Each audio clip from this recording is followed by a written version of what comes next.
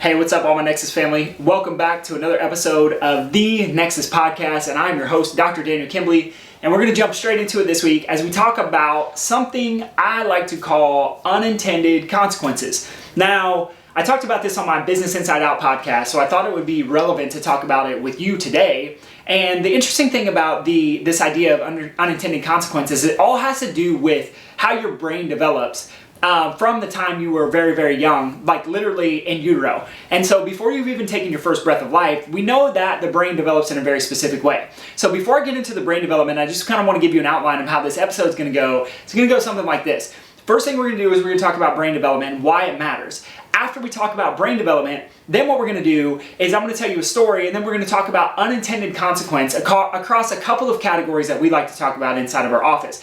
So here's what you have to understand first, is that your brain is designed very, very, very intelligently. Like, your brain is the most complex thing that human beings know of, yet we can't recreate it on our own. We can't make it in a lab. We can't recreate it with computers. It's insanely complex. And so here's what we do know about the brain from the little bit of complexity that we can't understand, is that we know that your brain develops from a right to left fashion.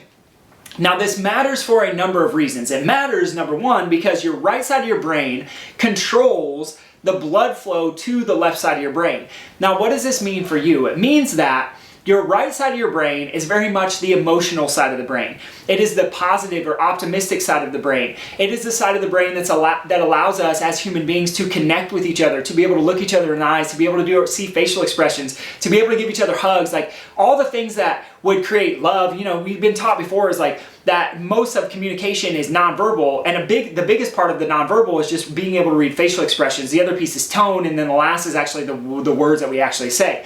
And so breaking that down is like our right side of our brain develops first because we need to be able to read facial expressions. We need to be able to hear and understand someone's tone. We need to be able to have sarcasm. We need to be able to connect with other people because we're very social beings. And so as this right side of the brain is developing, eventually that's what allows blood flow to the left side of the brain to start to develop. And the left side of the brain is the anxious side of the brain. It's the lister, it's the detail side of the brain. It's more of the math and the side of the brain that's a little bit more non-personable, right? And so we very much live in a society that is like non-personal, right? We have technology, we have computer screens, we have AI, we have all these things that are kind of playing into this idea of like dampening down our social connection. And even though it's called social media, I would argue very much so that it's antisocial because we're typing, we're behind a keyboard, we're not seeing people face to face, we're seeing filters, we're seeing a bunch of things that aren't real. It's a conversation for a different time. And so the reason I bring this up though is because I think it's important when we talk about unintended consequences is there are very, very many unintended consequences to neglecting the health of your brain.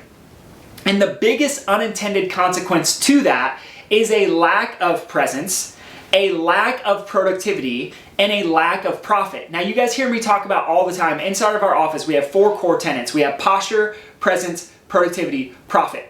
Posture is key because posture is developed by the right side of your brain. More importantly, posture is developed. If you can remember, if you have children, the first developmental milestone is that a kid lays on their stomach in tummy time and they lift their head up. That lifting of their head up starts to stimulate the front part of the brain to get it to develop well. How does this happen? Because of the muscles in the suboccipital area that feed information to the brain that literally allows our brains to come online. So from a very, very early age, what we can do is we can detect whether a kid is going to have some kind of developmental delay, how well their brain is functioning, just by looking at a few neurological reflexes, a few neurological tests, and then also seeing where they're at in terms of developmental milestones, the first one being able to lay on their stomach and lift their head up and turn side to side by 3 months old. So the reason this matters is because that gives us an indicator to what's happening in the right side of the brain. I always tell people, and this is true, look at all the research that supports this, is that your posture is a direct indicator of how well your brain is functioning. Your posture is a direct indicator of how well your brain is functioning. So what does this mean is that if you see someone with their shoulders rolled forward, with their head forward, with a straight neck, their brain is literally functioning less. Because that part of the brain, the right side of the brain, is what puts our body into this nice upright posture in the first place.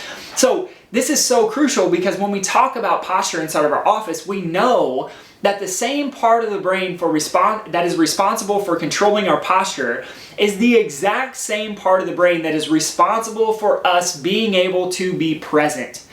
And when I talk about presence, if you can think about the left side of the brain for a second, what I say, it's the anxious side of the brain. The reason that the left side of the brain is the anxious side of the brain is because the opposite is true when we talk about presence. So anxiousness, anxiety, is literally a fear of the future or a worry about the future. And so when you think about it in this light, it's like, why would anybody get anxiety? Well, the reason they get anxiety is because they're worried about the future. Why are they worried about the future? Because the right side of the brain isn't firing well enough. It's not controlling blood flow to the left side of the brain enough to be able to say, hey, let's calm down. It's safe right now. There's nothing to worry about. And we see this all the time with people that we work with, is that their anxiety goes away. They get off their anxiety meds. And you know, the reality is like, we're not treating the symptom of anxiety. We're just allowing the brain to wake up in a very specific way. So this right side to left side approach and how the brain develops, this is why it's so critical. And the testing that we do with people is that we do a very specific set of neurological tests to see where someone is at. So let me share this story with you. I told you I would share a story of a client who came into our office. So we had a guy who walked in last week, just straight off the street. The interesting part is that I've seen this guy walk by our building now, walk by our office specifically for like maybe the last 3 to 4 years with his kids almost every single week, twice a week, taking them to jiu-jitsu.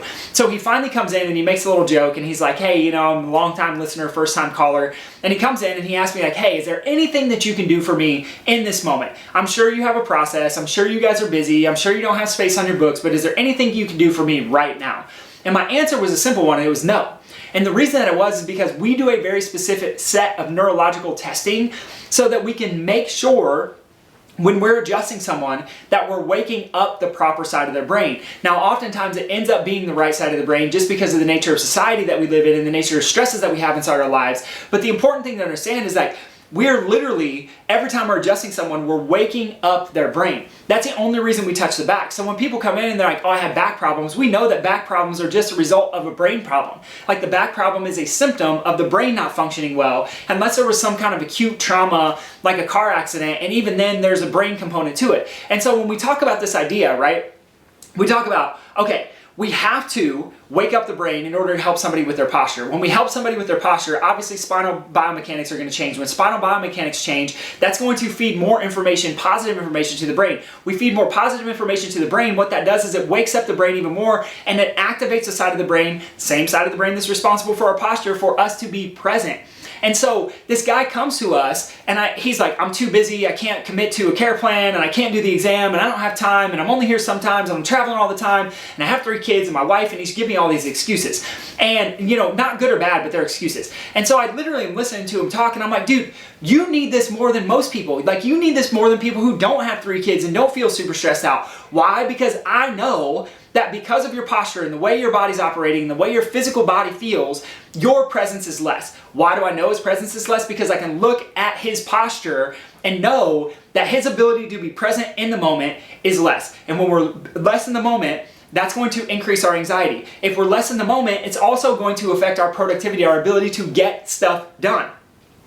And this is why we live by these 4 Ps inside of our office: posture, presence, productivity. How many times I see people who come into our office who are these high-level business owners and they're like, yeah, I just have a back thing. And I'm like, you're really not here for your back thing. You're here because you want to make some money. You want to spend more time with your family. You want to function at a higher level. And when we have these conversations, they're like kind of thrown off guard. It's like, wait, why aren't you just talking to me about my pain? It's because pain is something very simple to solve. Like if we just wanted to fix pain, you can take pain medications for the rest of your life. It's going to ruin a bunch of other things, right? And you have to do that under the guidance of a medical doctor. However, the reality is that if you're just looking for pain relief, like you're not in our world, and that's what this guy was looking for. And so for him to change his posture through committing to a specific plan with us, he's going to gain more presence. When he gains more presence, he's obviously going to be more productive. He's going to get more done. So that 60-hour work week turns into a 45-hour work week. And then now he has more time with his kids and he feels less stressed out. So then he's not traveling all the time. It's an unintended consequence, right? The unintended consequence for him right now of not being in our office because he couldn't commit to a time frame and he just wanted a one and done,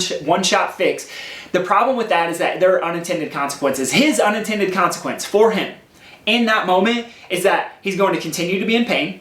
He's going to continue to have a lack of presence and productivity. He's going to continue to have a lack of posture, and it's going to spill over into the relationships that he has in business. It's going to spill over into the relationships that he has with his kids and with his wife, and the energy that he brings to everything else that he's doing inside of his life. There was an unintended consequence for him of choosing out of going through our process with us. And now I'm not saying it's good, bad, right, or wrong, but he made the decision, and there are consequences both ways. The unintended consequence, if he would have said, yeah, you know what, I'm willing to stick with you, I'm willing to commit, I'm going to make it work even though my life seems crazy, I guarantee he would have had more presence, he would have had more productivity. He probably would have been like, from the 60-hour work weeks, he would have bumped it down to 45-hour work weeks. Now he's getting more done in the same amount of time. Now he can take his kids to school. Now he's feeling less stressed out. Now he doesn't have to travel and put out fires as much. His wife notices because he has more energy to spend time and interact with her. Like, I see these things play out inside of our office all the time.